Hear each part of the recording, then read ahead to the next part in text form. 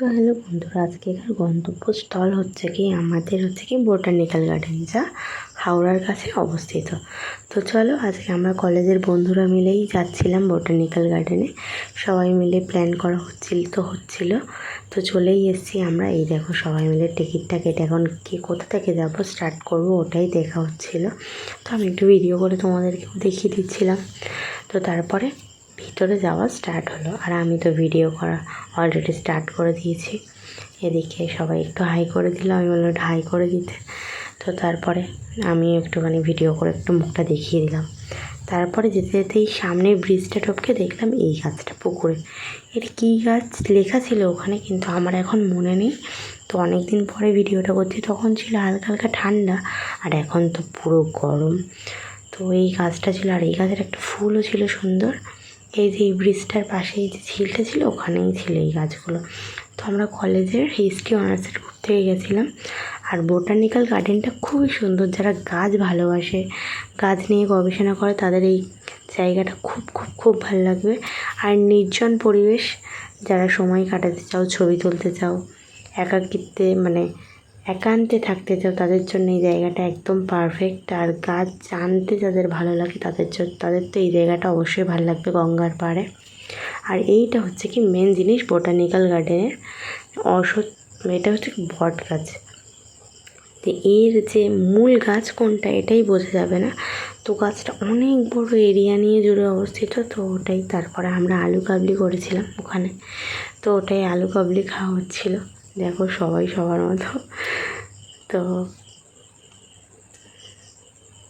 তারপরে হচ্ছে কি দেখো কি সুন্দর গাঁদা ফুল ফুটে আছে, তাই জন্য একটু ভিডিও করে নিলাম। গাছটা এত দূরে, আমরা ওই দিক দিয়ে ঢুকেছিলাম, এখন এই দিক থেকে অন্য দিকে যাব। তো ওই জন্য সামনে দিয়ে যাচ্ছিলাম। আমাদের আলু কাবলি খাওয়া হয়ে গেছে, আর এখন আমরা অন্য গাছগুলো দেখব। তো এখন আস্তে আস্তে সবাই যা হচ্ছিল। তো দেখো পিছনে এত বড় জায়গা, বোঝা মুশকিল। এই গাছটার কাছে আস্তে আস্তে মোটামুটি অনেক সময় লাগবে তোমাদের, অনেকটা। আর এটা একটু পড়ে নিতে পারো, বট গাছের কীভাবে কী আছে। আর এটা গিনিস বুক অফ ওয়ার্ল্ডের নামও আছে এই গাছটার। তো দেখো সেই গাছটাই আবার। তো ওটাই ফের দেখা হচ্ছিলো, ওখানটা একটু পাতাগুলো ছিঁড়ে ছিঁড়ে গেছিলো, তো এখানটায় পরিষ্কার পাতা ছিল। তো ওটাই সবার আগ্রহ ছিল। আর গাছগুলো এত পুরাতন। আর এটা হচ্ছে কি ওখানকার নতুন জিনিস, নেচার টেল। এখানে অনেক কিছুই ছিল, অনেক গাছ ছিল, যেমন এটা পঞ্চবটি পর্ব, অনেক গাছ ছিল এখানে, অনেক কটা পথও ছিল। সবাই সবার মতো যাচ্ছিল। তো দেখতেই পাচ্ছ অনেকেই গেছিলো। কোনো টিকিট নেই, এটাই ঢোকার সময় সামথিং কিছু একটা টিকিটের দামটা আমি ভুলে যাচ্ছি।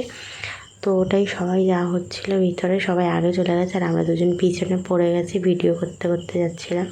এই দেখো, আর গাছ অনেক বড় বড় গাছ ছিল, আমি ওটাই দেখাচ্ছিলাম। দেখো রোদ ঢোকা খুবই মুশকিল, এখানে গেলে খুব সাবধানে যেতে হবে। জানো এই বর্ষাকালে একটু অবস্থা খারাপ হয়ে যায় এখানে। তো সব সময়, আর এখানে অনেক ইয়েও ছিল, লতা ছিল, যেহেতু ওখানে সাপ ছিল অনেক। তো বলেই দিয়েছিল এর ভিতরে অনেক ইয়ে আছে। তো আমাদের একটা বন্ধু এর সম্পর্কে বলছিল, গাছের সম্পর্কে দাঁড়িয়ে দাঁড়িয়ে, দেখতেই পাচ্ছ। তো ওর বলা কমপ্লিট হয়ে গেছে। তো আমরা সামনের দিকে ফের এগোতে থাকলাম। অনেকটা জায়গা আমরা গেছিলাম সকালবেলা, কিন্তু বাড়ি আস্তে আস্তে প্রায় সন্ধ্যা হয়ে গেছিলো। আর এই যে এখানটা একটু সেলফি পর্ব চলছিল, তারপরে ফের ওখান থেকে বার হয়ে যাওয়া হলো। সো আজকের ভিডিওটা কেমন লাগলো তোমরা অবশ্যই বলবে, আর সবাই পারলে একবার ঘুরে এসো, সবার ভালো লাগবে।